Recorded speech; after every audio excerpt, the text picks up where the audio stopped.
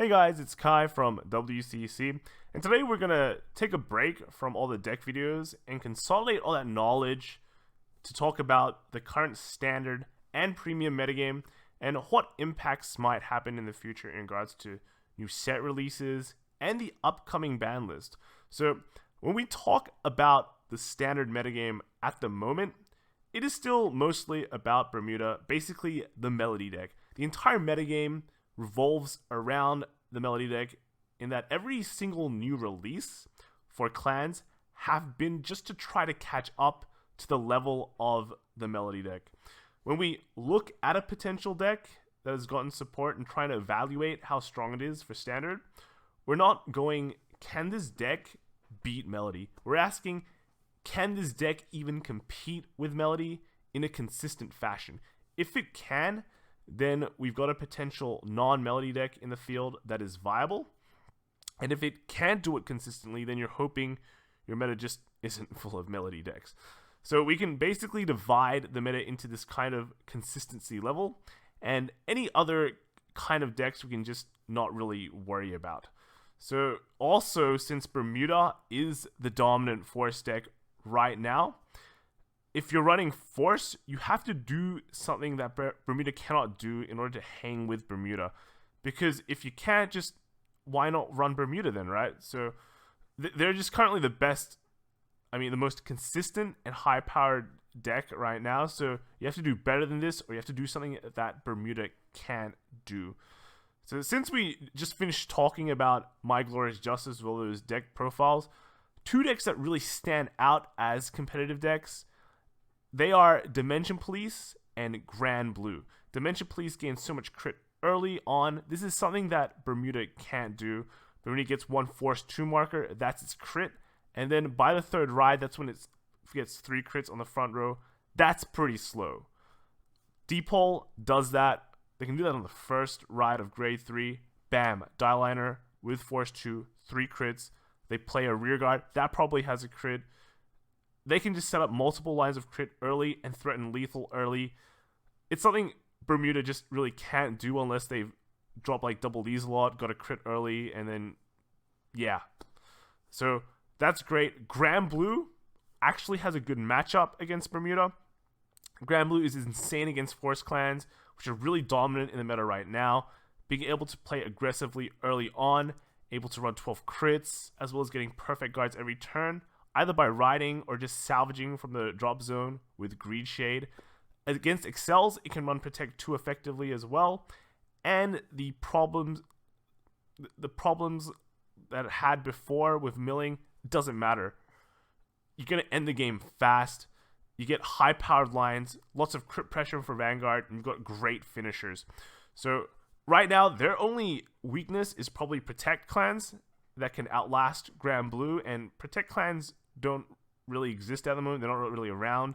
So Grand Blue is having a great time. And the last deck from Aquaforce, it's not that good in my opinion. It's gotten the support, it's gotten good support, but to hang with the big boys like Bermuda, it doesn't do it consistently.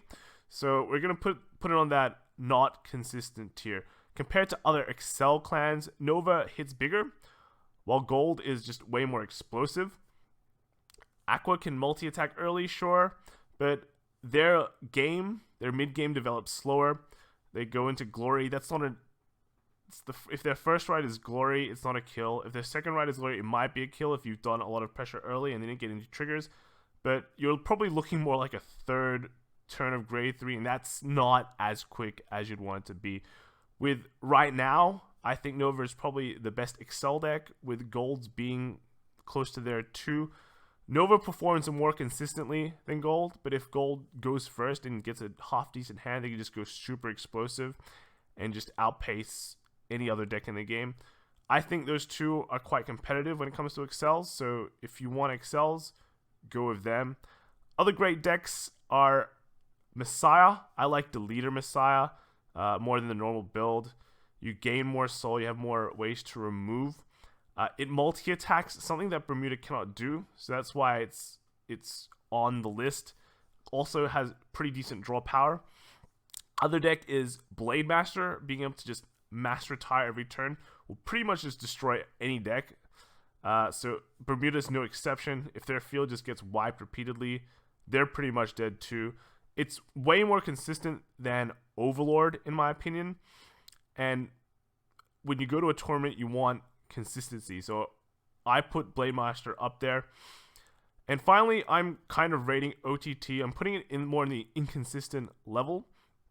Simply, not because it can't beat Bermuda. It can beat Bermuda.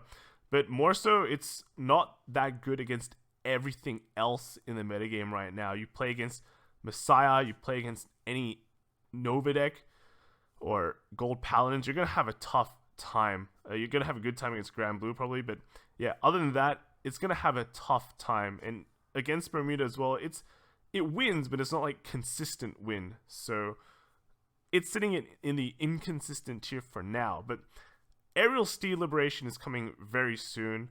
I can see OTT moving up a tier, along with like Royals, Gold, and Narukami getting huge boosts for standard. Narukami is definitely the deck to look out for. It has been hyped quite aggressively, and for good reason too. You have to respect what it can do. Getting crits, mass field removal, it's just such a good combo in standard. And then lastly, Phantasmal Steed Restoration will boost 4 more clans as well. The big hypes are Shadow Paladin, Pale Moon, and Dark Irregulars. It's a bit too early, in my opinion, to say anything definitive, so I'm not going to include them in this chart, but they will likely be in the competitive zone, so watch out for those. What we can see from this list is that while Bermuda is the top dog, there is now way more alternative decks that can be played without feeling like you're shooting yourself in the foot. Then in Premium, nothing has really changed after Premium Collection.